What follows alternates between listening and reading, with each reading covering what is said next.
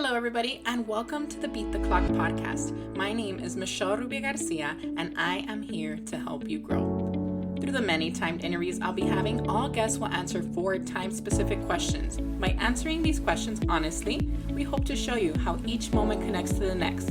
Whether they are entrepreneurs or thought leaders, all are invited to sit down, chat with me, and show you a realistic depiction of success. By doing so, we hope to change your mind and empower you to beat the clock.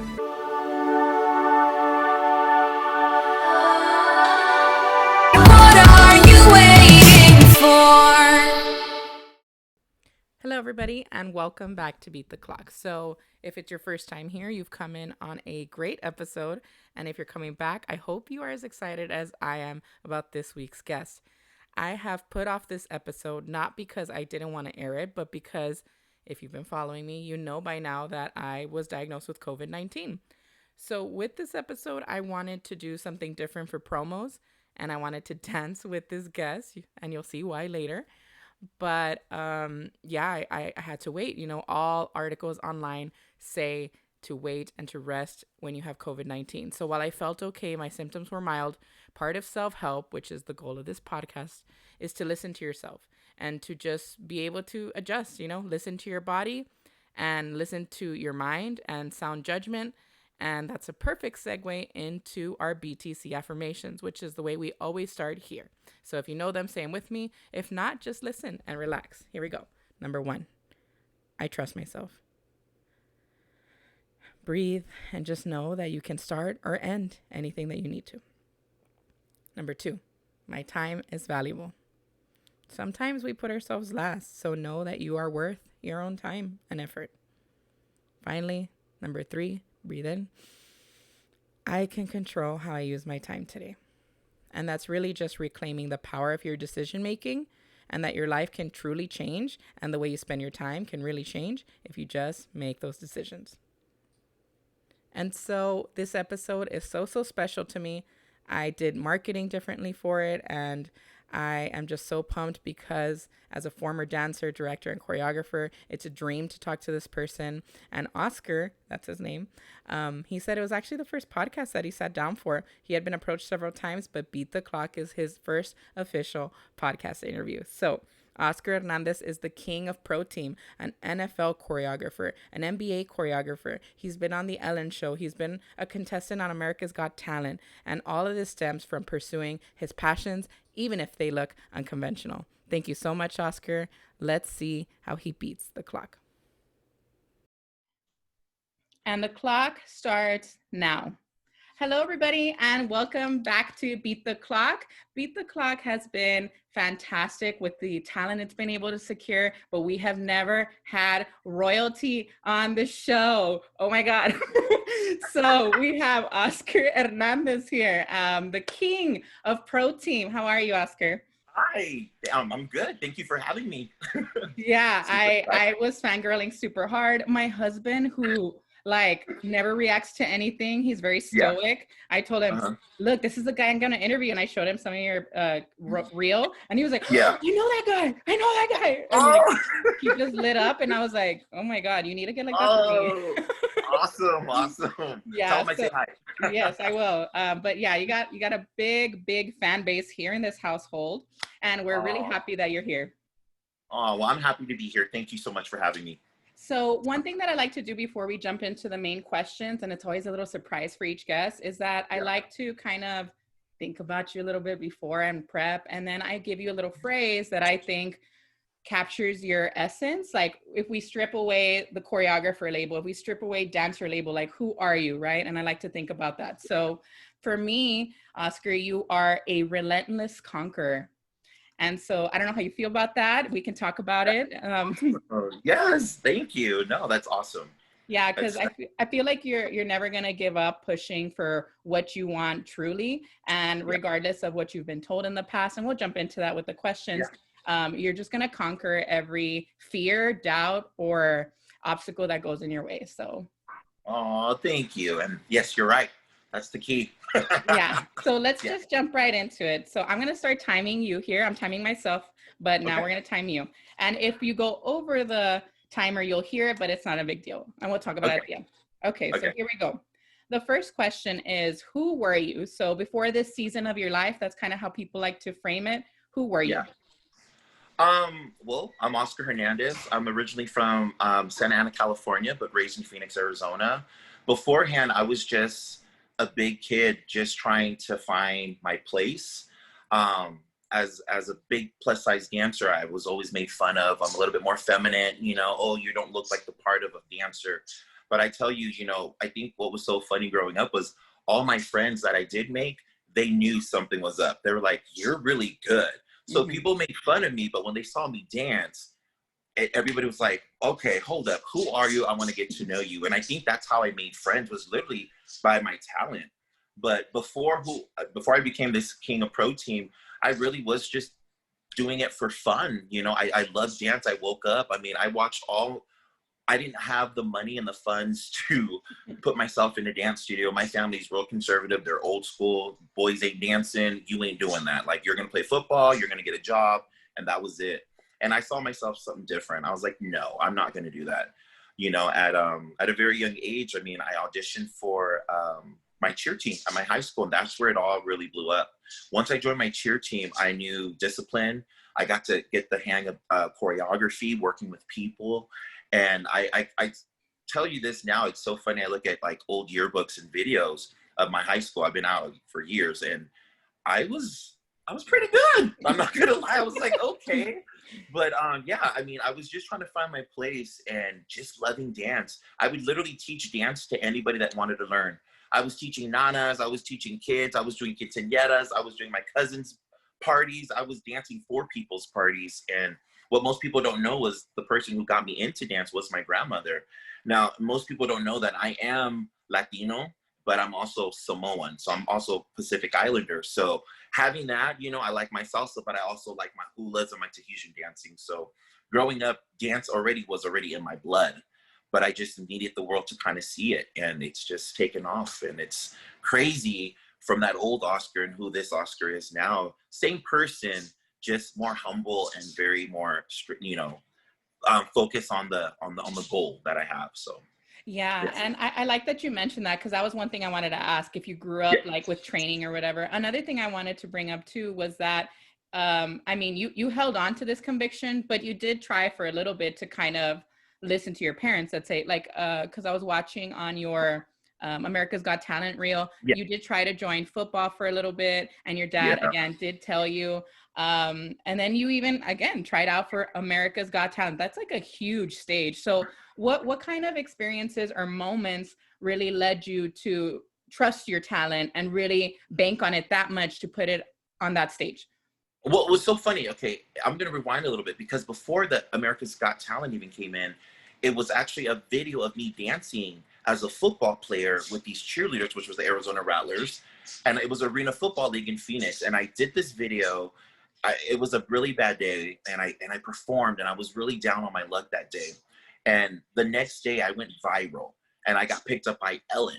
It wasn't until a couple months later, America's Got Talent called me. And I'm going to be honest, my experience on that show was mind blowing. I did not know TV. I just came from Ellen, which I was like, woo woo, I'm living my best life. I thought I was like, wow, I made it, you know? And going on America's Got Talent was an eye opener. Like, wow, these are some really good people. There's singers, dancers, clowns, people standing on their heads. It was so many different stuff up there. I was really scared. I'm not going to lie. I almost shut down. And at the time, my good friend, Angie Baker, who was managing me, she's like, look, Mijo, you got to be you. You can't let these people scare you, because this is who you are. You're a performer. So when I did America's Got Talent, I went in there not knowing. I knew I wasn't going to win the money. I just wanted to dance and get that experience. And boy, was it an experience. Having Simon Cowell stand up for me every time was big, because they had asked me, who are you most scared of when you go on America's Got Talent? And I told them, Simon Cowell. Like, I'm going to dance in front of all these people as a 34-year-old man. It's like high school all over again. Like, you're going to tell me I'm not good enough. And that's what I was scared of. Like, oh, don't do that. Don't break me, because you can literally get broken on that stage. They will break you, and you're like, I'm not good enough. And once I got that talk, my producers and I'm like, you go out there and you show them who you are. When I did Anaconda, that first one, girl, And that was literally me just freestyling. I had no clue what I was doing. They said, toss the hat, hit the pose, and then dust your shoulder, and then work. You know, I didn't know that. Wow. Yeah, and nobody knew that. And what was so funny, nobody paid attention to me on the show. Like, they knew I was there. They knew I was a big guy. Everybody, even Tyra Banks, she looked at me and she's like, what are you going to be doing for us? And if you watch the episode, I can never say dance. They said, never say the word dance. Say, I'm going to perform. So people said, well, that could be anything. So when I went out there, the looks that you got and you saw were really people saying, oh my gosh. Like, that was literally them. Heidi Klum, all of them. I saw their face. They all just, it was so quiet at first. Like, what is he going to do? As soon as I started dancing, I couldn't even hear the music. That's why I'm doing this. Like, what's the music? I can kind of be honest now. I mean, it's been some years. There's also outtakes that they don't put in the show that you didn't see. And one of the comments that was made by one of the judges was, okay, so you're a cheerleader. Oh, no. He said, you're not a cheerleader, you're a cheer eater. And it got everybody in the arena booing. And you don't see that in the show. Yeah. That's when I went off. You could see like the look I'm giving, like I'm going to go off. That changed. When I heard that, I was like, Oscar, it's go time. You do whatever you need to do to not get that X on top of your head. Because these people are going to demolish you. And you just finished Ellen and going on this show. I'm like, I don't want them to ruin my name. And it turned out to be one of the most exhilarating and exciting times of my life, and an experience that I will never forget. I made a lot of friends from the show, and I learned a lot about just TV and some of the stuff that you see on TV. You can't believe everything that you hear, you know, and everything is political and everything, you know, they know. It's a whole fan base. And when I started, I didn't have a lot of fans. You know, I had like a couple hundred people on my Instagram, you know, and it just blew up. And I'm like, how did I get here? You know, just from my talent. So it was fun. And I definitely love Simon and Mel B. Those were the two people that really, man, when I tell you, I got like A-list treatment on that show. I mean, I got to bring backup dancers. If you saw with cheerleaders, nobody else got to do that. They changed my outfit so many times, you know, and that was one thing I noticed about the Hollywood thing. They do change you, but it was good. It was good. I learned a lot, and it was so fun. So it was great. It was a good learning experience for myself and for my family that was on the show as well. That's great. And so at what stage were you eliminated? I was eliminated after the first live rounds. Okay. I didn't even think I was going to make the live rounds at that, by the way. I was like, just cut me already. But it was awesome. No. That was my favorite. Yeah, but even just getting that far, like you're saying, and again, I would have never known that you were freestyling, because I did see the nerves a little bit in the reel. Like, you're like, I'm a little nervous, but I could tell you were like, I'm a lot nervous. I mean, a lot nervous.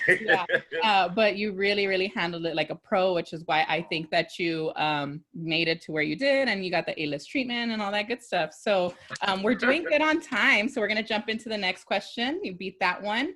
So question number 2, who are you now? So that's a really nice connection that you're making, because again, you got so much momentum from that part of your life. So how are you using that in this current season? How I'm using it for this current season is I'm just trying to inspire people. And people ask me, like, what do you want to do? And I'm like, I want to make little Oscars everywhere. There are Oscars out there. Those boys and those girls that think I'm too big, I'm not good enough to dance. People will tease them or say something like, you don't fit the look of what this team might be. And I've been told that my whole life, and look at what I'm doing now. To be called the king of pro team is crazy, because I didn't give myself that name. Everybody's like, you're the king. I'm like, I'm the king of what? But I just want to inspire. That's the main goal. I mean, there's so much hate and dislike and all this other stuff. And I'm like, why can't we just like love people for what they do? You know, like, if you want to be a dancer, you know, because I'm not going to lie. I've seen some good plus size dancers that outdance me, and I'm like, holy crap, like, that's awesome. So that's what I just want to inspire and have my own company and just make a bunch of little Oscars everywhere. Because my goal, my motto is, I don't want to make dancers, I want to make performers. Because I don't consider myself a dancer, I consider myself a performer, a choreographer. To me, anybody can dance. I can go out there and shimmy for you. That's a dance move. But can you actually perform and put on that stage face, you know, get your Sasha Fierce on and go out there and really perform? And I've been told from people that when I perform, I pull them in. Mm-hmm. And I'm like, I do? They're like, yes. I have men, which is funny, that'll be like, you're that guy. I get more recognized by men than women. I'm like, my husband. like, it's the men that are like, I know you. And I'm like, you do? And they're like, you're amazing. And to hear that now, I'm like, dude, thank you. Because a couple years ago, you probably would have teased me, said something rude, or even want to fight me or done something crazy. But the respect that I'm getting from males has been awesome. It's been like, you inspired me. And that was one thing after the show, the letters, the fan mail from people all over the world. And I'm still getting that now. And people are like, you are a mentor. You are somebody that inspire.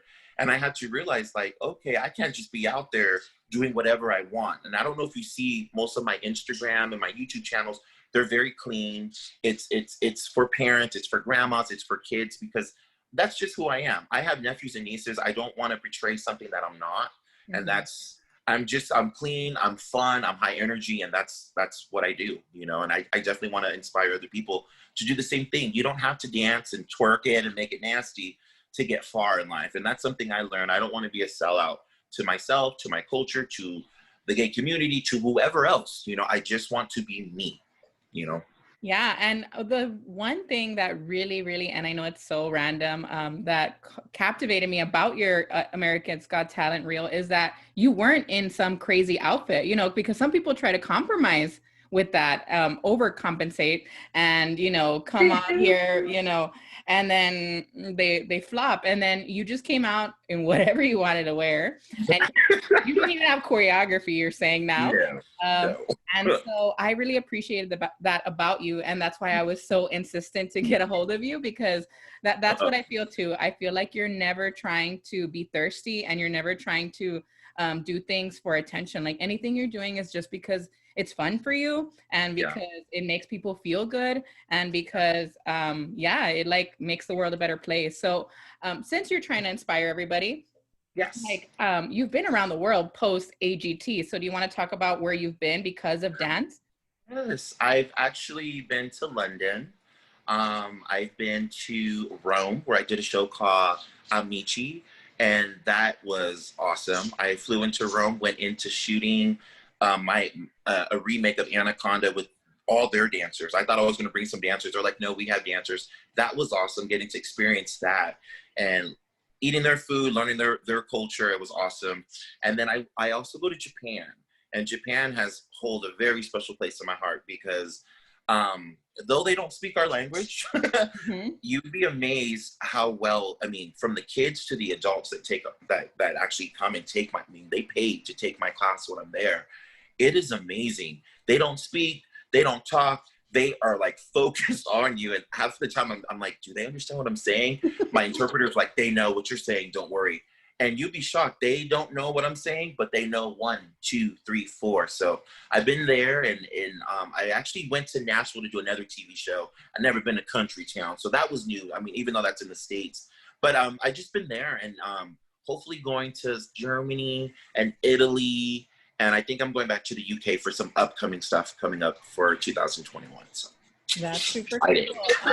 And I like that you say that in Japan they treated you well, because in Asian countries sometimes they're a little discriminatory about, you know, people that are not like rail thin.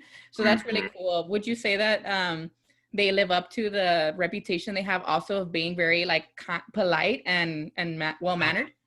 Yes, they were very well mannered. What I loved about them, it was so weird, because everywhere I went, you would think they would say, you know, out here in the States, they say, you're a football player. Like, no, I don't play football, I'm a dancer. Okay.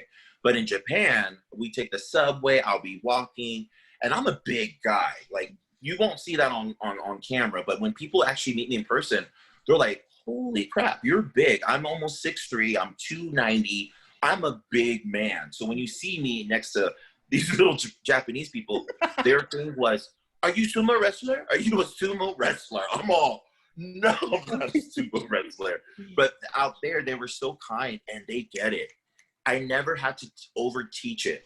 Like when I taught in Japan, they got it. Like they spoke Oscar, they danced like me. I was amazed at how much they can really reenact and recreate what I'm teaching. It was amazing. And they are so polite and very respectful. And so when they did see my size, what I loved, anytime I danced or I did the splits, oh, like they just like, they were screaming a lot of the time. So I love that. They were awesome people. So I had a good time out there. And so you mentioned it earlier in the first question, but I want to bring that idea back. So you said that you're like the same Oscar, but I guess just a little more focused on what you want. So Okay. what have you had to let go of though? Because you said you were fearful before, you were, maybe a little apprehensive about it. So what have you gained through all these experiences besides great memories, besides cultural experiences?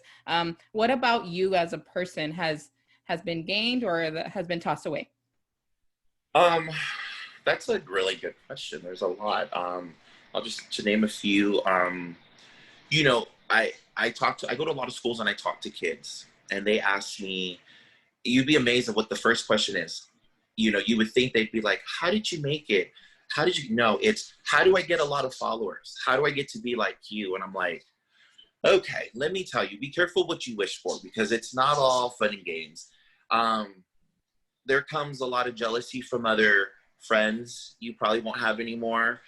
People come out the woodward, bro. You would be amazed. You're like, do you remember me from 1995? I'm like, no, I don't remember you. Remember 2000? No. I get a lot of that. And I think I just learned to protect myself. I used to be really more outgoing and I trust people a lot. Mm-hmm. But in the long run, it's that new saying the kids say, chasing cloud. Right. Everybody was on my coattail. It's Oscar Hernandez. And it was cool at first because I'm getting all these people and I'm thinking, you're my friend. At the end of the day, it was just like, okay, you were using me for my name, which is fine. That's something I learned and I didn't know. Mm-hmm. So when I say like, that was the old Oscar. The new Oscar now is just, he's focused. When I went on Ellen and I did all, America's Got Talent, that was an eye opener for me. Because I didn't know what was going to happen. I didn't know I was going on these shows. I didn't know. I just said, okay, here I am. It made me more professional today. It made me be like, this is what I want to do. The fan letters that I get from my followers, whoever, and that look up to me, I said, oh my gosh, this means a lot to me because that means somebody is looking, at me like a mentor. The same way I had somebody I was looking at, I didn't have somebody my size. I mean, I love Selena Quintanilla. That's my role model. But back then, you don't see somebody my size that's a male doing that kind of stuff. And I had to just say, I just have to focus. That's it. Just I'm more focused and more ready for the next goals and my next dreams. And I'm not going to let anybody get me. I'm just going to keep being me. But I also got to watch people too. So. Yeah, and that's a good lesson because people don't acknowledge that ugly part, I guess, of getting some fame. And I'm sure, I'm not there yet, but I'm sure that it's there. So third question, we're moving down quickly and smoothly too. Everything's connecting very nicely. So you mentioned you want a school. So can you tell me if you have like a name planned or like what's your image of that and any other goals that you kind of want to chase? So the third question is always, who will you be? Who will the future Oscar be? What will he be doing? Where will he live? Where will he have traveled? You said that already. So yes, you see me like looking in La La Land. This is so awesome.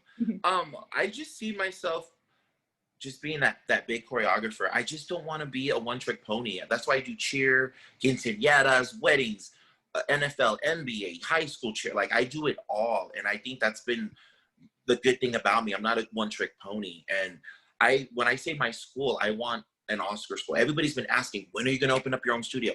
When are you going to open up your own studio? Like my kid wants to dance for you. And I'm like, when I'm ready. And, I just made the big move to New Mexico from Phoenix. And, unfortunately we're in the pandemic right now, so we can't do much. But as I'm sitting in this pandemic, I'm coming up with all these ideas. And what I see my school, it's going to be more of a team that does it all. Like I want it not just for kids, but eventually I want adults as well. Because you're never too old to dance. I don't want to just say it's only for kids. That's the worst thing. When you get old, I'm just like, there's other dancers. We might have kids, we're going to have families, but I still want my adults to still have a place to come and dance, and still feel a part of something. My dance school would be kids who want to compete, where I make them performers. And they're a group of kids, they're getting trained, not by just me, But some of my friends who are working for Janet, Brittany, you know, you name them, you know, they're out there doing really good. So I want my school to be called the Big O Production, because I don't want it just to be dance. My group is a production group. They might come to your wedding and dance. They might come, you know, they do competitions, but I definitely want to do a young, a middle, and an adult team, you know, and it's almost like a family, you know, it's a family. It's a school where people can come, and it's a place where, yes, it's a training facility where dancers become performers. And I want them to get ready, because a lot of the times with me working in this industry that I'm at, you don't know what it's like to audition to be a pro dancer. And I'm there at these NFL, these, you know, college, even more at the NBA and NFL auditions, and I'm watching these girls come in.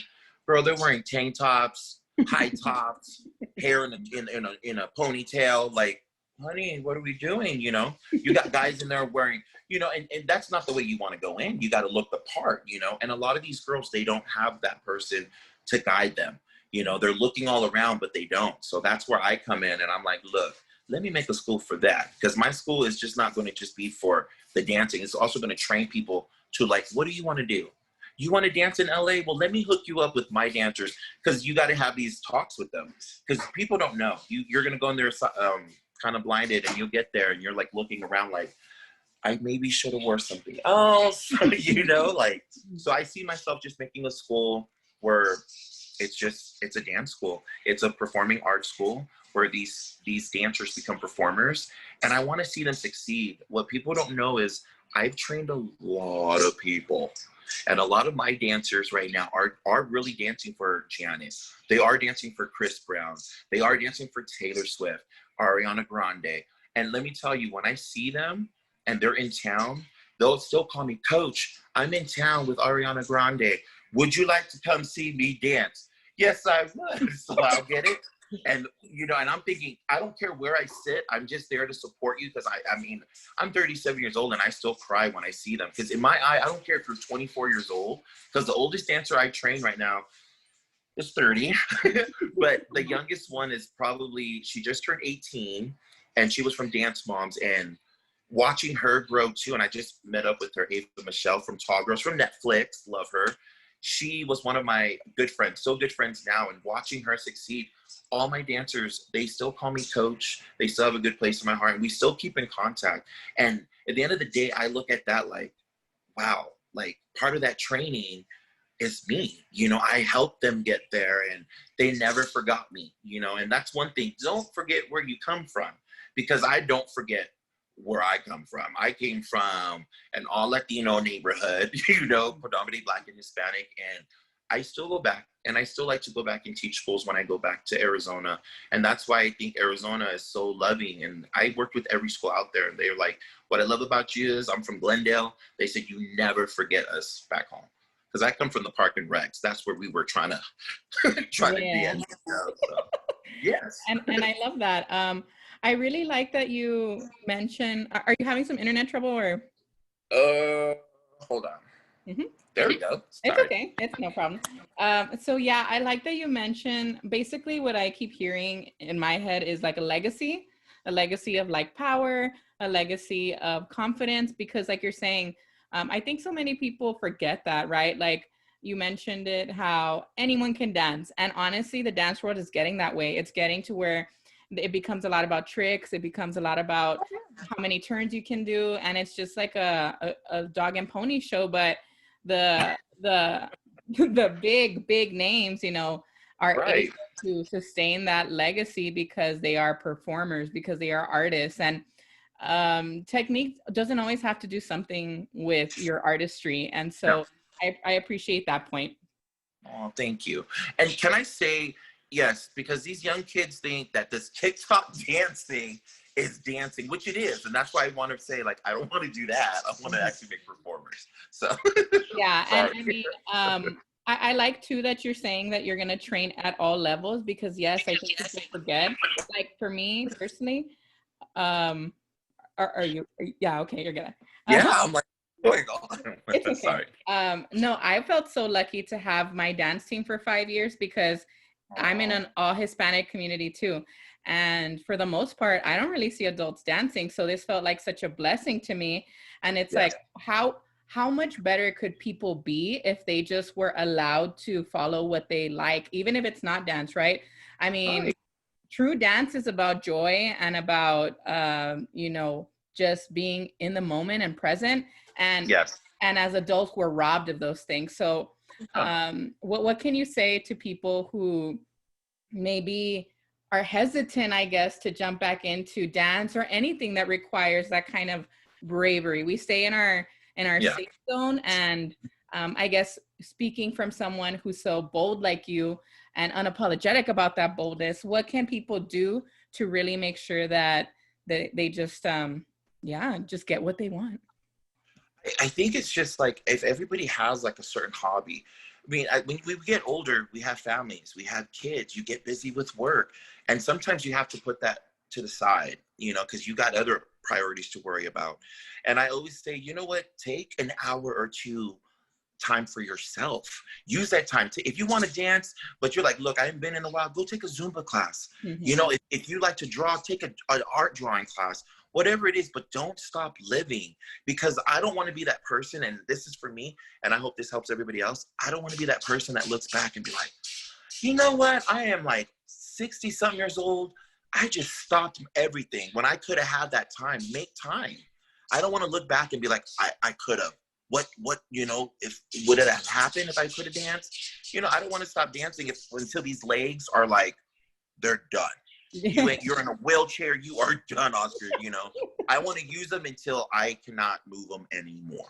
And that's the way I look at it. This is a God's gift to me, my talent, and I got to use it. I don't want to just waste it. I've seen so many wasted talent of dancers and women, and men that come to my class. Oscar, I haven't danced in years, don't judge me, but we'll kill the routine. And I'm like, what's happened? They're like, I have kids. I don't have the time. So don't give up, y'all. Don't give up. Keep doing it. If you have a goal or a certain talent that you have, take that 1 hour. Tell your husband, your wife, hey, let me have that hour. I got to go to class, or something. Just do something where you still have that part of whatever, that love that you have. You don't want to lose that, because then you're going to lose part of you. Exactly. And that's what I was going to say. And we're jumping into that final question. We're already kind of there. So normally we end with that advice for people. So we're already on that trip. We're in a sermon right now. So let's just milk it a little bit. Yes. I guess what I just heard is that people need to practice boundaries too, to avoid losing themselves. Like you said, don't be afraid to speak up for yourself and say, I need this for myself. So do you want to talk a little bit more about that, or just answer the question, I guess, a little more at length? So how can people avoid clocking out, checking out of life, like you're saying, waste maybe 3 decades of their life because they stopped doing something they loved at 30? Like, what are some other ways that we can just live? That's ultimately what we're all trying to do. Yeah, like I said, if you have that passion or love for something, look. We can look up anything on our phones. Look up a class. Like, if you don't even want to take a class, you could do stuff at home.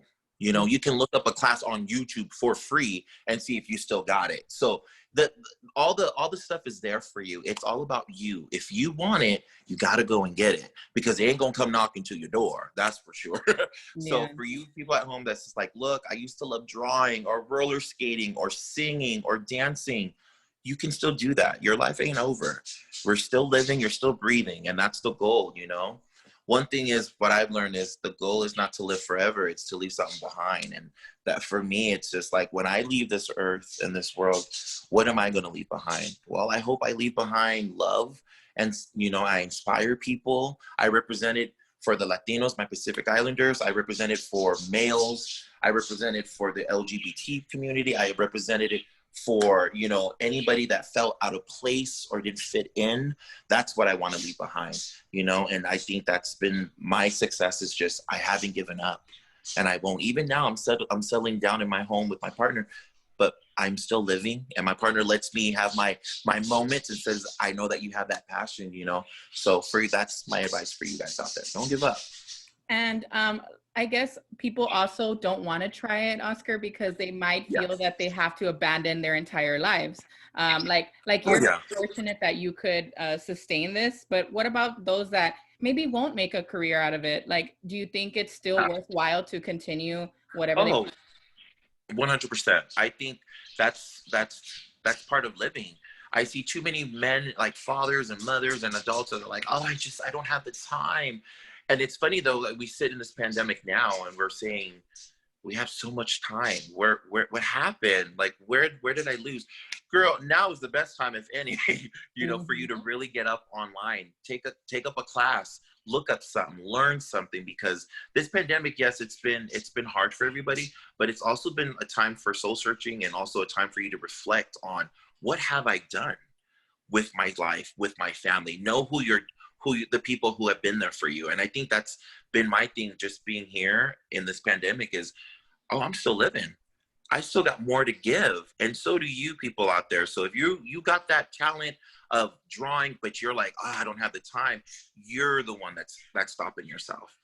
Time is still going. Time is still going. It's you. So don't give up. Keep going out there. So. And not too many people want to have those tough conversations, right? Because to say that it's you means that everything before you was you, right? Not just that moment. And people don't want to admit they might have thrown away a decade. So right. Yeah. And let me remind you, if you're going to try to take dance class, don't be taking these young girl class. Go to a class that you're going to feel comfortable, because I don't want somebody to say, I listened to you when I went to a dance class. Research. Yeah. Everybody do your research. Don't, because times have changed since if you've been out for a while. So research what best fits you. So that's what don't come into Oscar because you threw out your back, okay? Because I'll come at you. I'm not no chiropractor. Because I'm still gonna make you twerk in the low plie. Hey, your plie, I've been watching you on TikTok. It's lower than a lot of the people's that you're doing. Oh, girl. Let's not go there. Let's not go. Yeah, we gotta behave. Okay. So the final 4 minutes of this podcast, we like to reflect, and so. For you, Oscar, we've got, we beat the timer in 2 of them, and then we did not on 2. So it's an even draw. So let's talk about that a little bit. Did you feel the pressure of the time at all, or were you just kind of living your life? And what was that experience like, being timed? Just, a little reflection here. Well, unfortunately, as a dancer and a choreographer, everything is timed. Everything's timed. So no, I was living my best life. I was just enjoying the conversation. So no, I wasn't scared. I wasn't scared at all. I think it's people wanted to hear the story, and I think I wanted to tell them. So hopefully you guys got a little piece of me. So that was scared. I'm sure they did. And so, I like to see how people observe time, because the people that are the most comfortable with themselves so far are like not aware of the time, right? And they just go for it. And then the people that may have a little more fear or structure in their lives, they're always like, the time. So it's really interesting to see their reaction, because we're in control of our time, right? And, the moment we start saying, what time is it? What time do I gotta go? What time do I gotta eat? What time do I gotta go? We're surrendering our power. Yes, that's a good one. Yes, you're right. So that's how I think we want to end the episode, right, Oscar? It, sis. So that's what we're gonna say. He said it a lot, but I need to say it too, because I literally used to break practice with my team that way. We'd all put our hands in, and then we'd literally say, Silver Rose, say what? Never give up. That would be that's how we would end every single practice. So I want to thank you, Oscar. This conversation, life-giving, uplifting, and I just wish you continued success. I know that the dance world kind of is suffering a little bit because of this, but if anything, guys, and this is just me going on a small rant, just realize the importance of artistry. I mean, we're not getting through this without our artists, without Netflix, without those TikToks. I mean, if you doubt dance, just look at TikTok and see how many dance TikTok videos there are out there. So we're gonna clock out here, guys, but don't clock out in your own life. Thank you so much. And that's it. We're out of it.